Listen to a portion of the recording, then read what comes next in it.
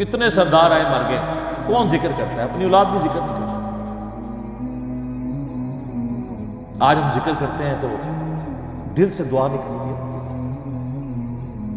کہ انہوں نے اسلام کے لیے کیا کچھ کرتے جھوٹ کیا۔ حضرت سعد بن عبادہ رضی اللہ اسلام کے مہان صحابیوں میں سے ایک تھے اور مدینہ کے خزراج قبیلے کے پرمکھ تھے۔ وہ انصار میں سے تھے اور اسلام کی شروعاتی ہجرت مائیگریشن کے دوران انہوں نے نبی کریم صلی اللہ علیہ وسلم اور مہاجرین خوب مدد کی۔ ان کی مہمان نوازی اور نیترتو کشمتا کی وجہ سے وہ مدینہ میں ایک پربھاوشالی ویکتی تھے۔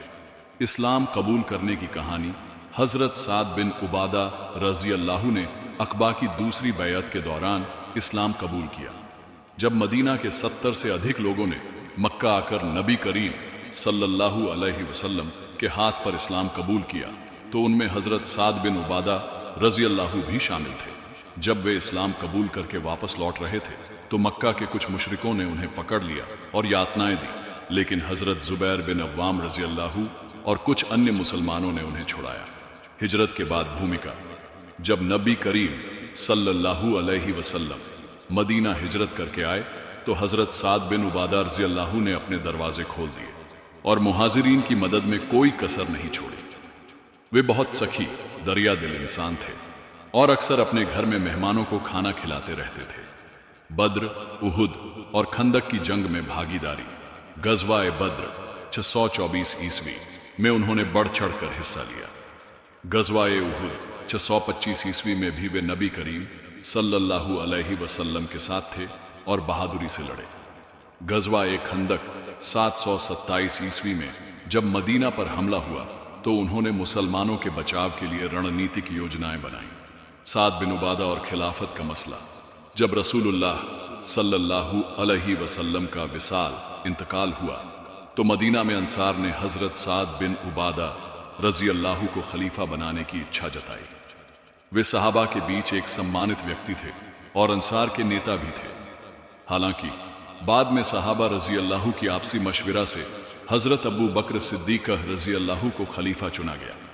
حضرت سعد بن عبادہ نے اس فیصلے کو سویکار تو کیا، لیکن وہ راجنیتی سے دور ہو گئے اور مدینہ سے باہر چلے گئے۔ ان کی رہسیمئی موت۔ اتہاس میں یہ درج ہے کہ حضرت سعد بن عبادہ رضی اللہ نے مدینہ چھوڑ کر شام چلے گئے تھے۔ وہیں ایک دن وہ اچانک انتقال کر گئے۔ کچھ روایتوں میں یہ بھی کہا گیا ہے کہ ان کی موت کسی الوکک کارن سے ہوئی، لیکن اس کی سٹیک جانکاری نہیں ملتی۔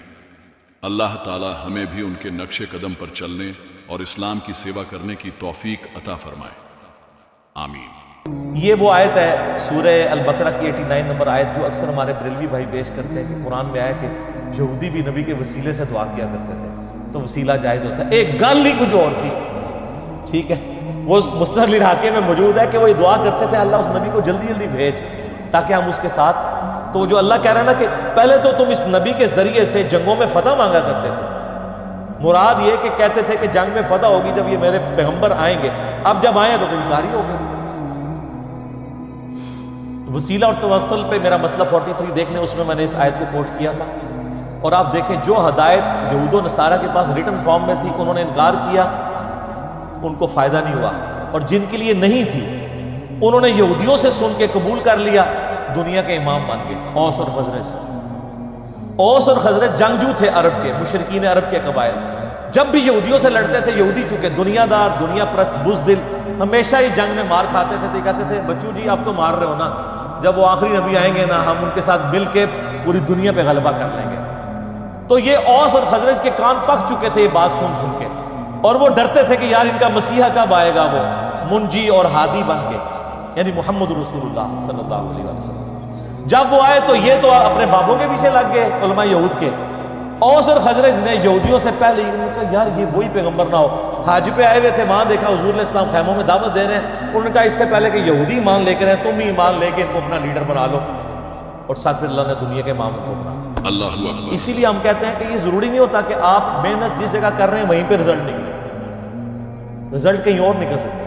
مودودی صاحب کی پوری محنت سب کانٹیننٹ میں ہے، رزلٹ نکل رہا ہے الجزائر کے اندر، مصر کے اندر، افریقہ کے اندر، وہاں ان کو ایز اے ٹیکسٹ بک، اور آج جو مسلمانوں کا سب سے پاپولر لیڈر ہے طیب اردگان، وہ کہتے ہیں میرا روحانی مرشد جو ہے مودودی ہے. माशा अल्लाह. تو سر رزلٹ کہیں اور نکلے گا، وہ اللہ کو پتہ رزلٹ کہاں نکالنا ہے، جو قبول کر لے گا. ورنہ چچا ہوگا ابو لہب ہوگا، اور بلال حبشہ سے آیا ہوا ہے جس کے بارے میں بخاری میں آتا ہے سیدنا بلال.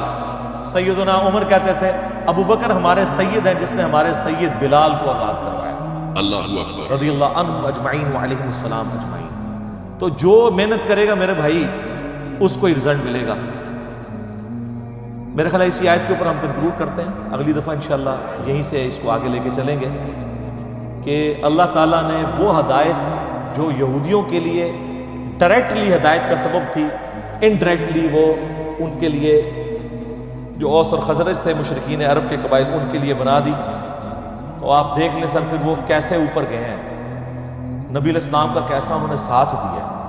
مہاجرین تو میرے بھائی 125 تھے، باقی تو سارے انصار مدینہ تھے. انصار مدینہ اوس اور خزرج تھے. اوس کے سردار تھے سیدنا سعد ابن معاذ، اور خزرج کے سیدنا سعد ابن عبادہ رضی اللہ عنہما وعلیہم السلام. 155 اصحاب صفا جن کا کوئی سورس آف انکم نہیں تھا، روزانہ ان کا 2 وقت کا کھانا سعد ابن عبادہ کے گھر سے جاتا تھا. अल्लाहु अकबर. پوری امت پہ احسان ہے. سعد ابن معاذ سب سے وہ جس کو کہتے ہیں نا تیز مزاج کے اور جنگجو آدمی تھے، اور انہی کی محنتوں سے اللہ تعالیٰ نے مسلمانوں کو فتح دی. بدر کے اندر، احد کے اندر، خندق پہ ان کو آپ کو پتہ تیر لگا، بخاری مسلم میں آتا ہے. تو انہوں نے وہاں دعا کی کہ اے اللہ اگر اب مشرکین عرب حضور پہ حملہ نہیں کرنے والے اور حضور کو غلبہ ہی نصیب ہوگا تو اسی زخم کو جاری کر دے اور مجھے اسی سے شہید کر دے. اور بخاری مسلم میں آتا ہے کہ وہ ایک چھوٹا سا زخم تھا، وہ جاری ہوا، رگ ان کی اتنا خون نکل گیا کہ وہ پھر شہید ہو گئے. अल्लाहु अकबर. کیونکہ اس وقت میں نبی علیہ السلام نے فرما دیا تھا کہ اب تم مشرکین عرب پہ حملہ کرو گے. خندق کے بعد ان کی کمر ٹوٹ چکی ہے، اور یہ دیکھیں صلح حدیبیہ ہوئی اس کے بعد، اور اس کے بعد پھر فتح مکہ ہو گئی. ٹھیک ہے، تو وہ دنیا سے یعنی اپنی ایفرٹ پٹ کر کے چلے گئے. بعد کے لوگوں نے اس کا اجر ضرور دنیا میں کھایا، لیکن اللہ کے حضور کا جو مقام ہے وہ اپنی جگہ موجود ہے. کتنے سردار آئے مر گئے، کون ذکر کرتا ہے؟ اپنی اولاد بھی ذکر نہیں کرتا. آج ہم ذکر کرتے ہیں تو دل سے دعا نہیں کرتے बेशक. کہ انہوں نے اسلام کے لیے کیا کچھ کرتے کیا. اللہ تعالیٰ سے دعا ہے جو حق بات میں نے کی اللہ تعالیٰ ہمارے دلوں میں نازل فرمائے. आमीन. اگر جذبات میں میرے منہ سے کوئی غلط بات نکل گئی اللہ تعالیٰ ہمیں معاف کر دے، ہمارے دلوں سے بھی محو کر دے اسے. ہمیں کتاب و سنت کی تعلیمات پر عمل کر کے دوسرے بھائیوں تک پہنچانے کی توفیق عطا فرمائے. आमीन. اللہم صلی علی محمد وعلی آل محمد کما صلیت علی ابراہیم وعلی آل ابراہیم انک حمید مجید. اللہم بارک علی محمد وعلی آل محمد کما بارکت علی ابراہیم وعلی آل ابراہیم انک حمید مجید. سبحانک اللہم وبحمدک اشہد ان لا الہ الا انت استغفرک واتوب الیک وما علینا الا البلاغ المبین. جزاکم اللہ خیرا واحسن الجزاء. حضرت سعد بن معاذ رضی اللہ کون تھے؟ حضرت سعد بن معاذ رضی اللہ اسلام کے مہان صحابی تھے جو انصار کے پرمکھ ویکتیوں میں سے ایک تھے. وہ اوس قبیلے کے سردار تھے اور اسلام میں پرویش کرنے کے بعد انہوں نے پوری طرح سے اپنی زندگی کو اللہ اور اس کے رسول صلی اللہ علیہ وسلم کی راہ میں لگا دیا. اسلام قبول کرنے کی کہانی حضرت سعد بن معاذ رضی اللہ کی اسلام میں آنے کی کہانی بہت روچک اور پریرنا دائق ہے. جب مدینہ میں اسلام کا پرچار شروع ہوا تو حضرت مصیب بن عمیر کو رسول اللہ صلی اللہ علیہ وسلم نے دعوت دینے کے لیے بھیجا.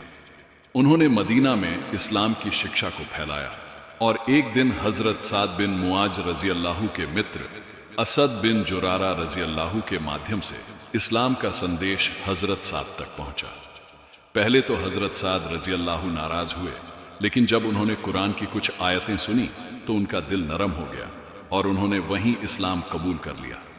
اسلام قبول کرنے کے بعد وہ اپنے قبیلے میں گئے اور اعلان کیا کہ جب تک ان کا پورا قبیلہ اسلام سویکار نہیں کرے گا وہ کسی سے بات نہیں کریں گے. ان کی اس کوشش سے ان کا پورا قبیلہ مسلمان ہو گیا. رسول اللہ صلی اللہ علیہ وسلم سے نکٹتا حضرت سعد بن معاذ نبی کریم صلی اللہ علیہ وسلم کے بہت قریبی اور پریہ ساتھی تھے۔ وہ اسلام کے شروعاتی دور سے لے کر اپنی شہادت تک اللہ اور اس کے رسول کے لیے سنگھرش کرتے رہے۔ بدر کی جنگ میں بھومکا۔ جب غزوہ بدر کے لیے نبی کریم صلی اللہ علیہ وسلم نے انصار سے رائے مانگی تو حضرت سعد بن معاذ کھڑے ہوئے اور فرمایا، یا رسول اللہ، اگر آپ ہمیں سمندر میں کودنے کا حکم دیں تو ہم کود پڑیں گے۔ ہم آپ کی ہر آگیا کا پالن کریں گے اور آپ کی حفاظت میں کوئی کمی نہیں آنے دیں گے۔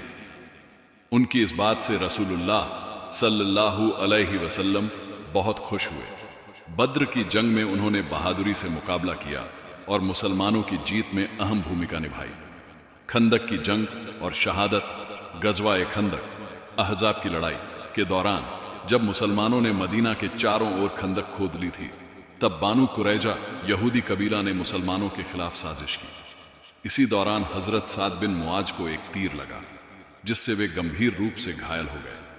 اس جنگ کے بعد جب بانو قریظہ کے بھوشیہ کا فیصلہ کرنا تھا تو رسول اللہ صلی اللہ علیہ وسلم نے حضرت سعد سے فیصلہ کرنے کے لیے کہا۔ انہوں نے فیصلہ سنایا کہ جو لوگ دھوکہ دینے کے دوشی ہیں انہیں اسلامی قانون کے انوسار دنڈت کیا جائے۔ انتقال اور جنت کی خوشخبری۔ زخموں کی وجہ سے کچھ ہی دنوں بعد حضرت سعد بن معاذ رضی اللہ کا انتقال ہو گیا۔ ان کے ندھن پر رسول اللہ صلی اللہ علیہ وسلم نے فرمایا، آج سعد کی موت پر عرش اللہ کا سنگھاسن بھی ہل گیا۔ صحیح بخاری 3803۔